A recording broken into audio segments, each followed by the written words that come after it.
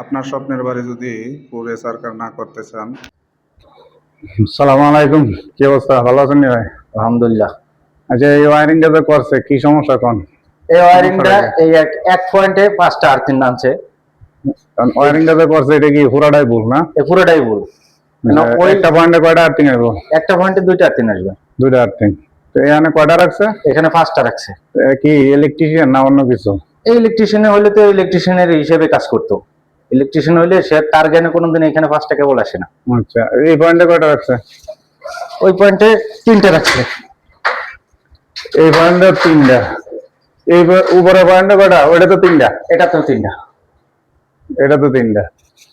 Switch বোর্ডে এই যে সুইচ বোর্ডের লাইন টানা নাই, এই যে সুইচ বোর্ডের লাইন গেছে, সুইচ বোর্ডে কোনো ওই পাইপ টানা নাই, বিদে লাইন টানা নাই।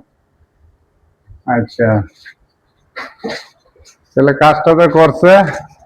হ্যাঁ, অবশ্যই ইলেকট্রিশিয়ানের কথাটা করে না। হ্যাঁ, হেল্পারে যদি আপনি কাজ করান তাহলে আপনার লাইট তো চলতোই না, এরপরে ইঞ্জিনিয়ার পাসও করতো না, কিউসি সব দিক দিয়ে সমস্যা।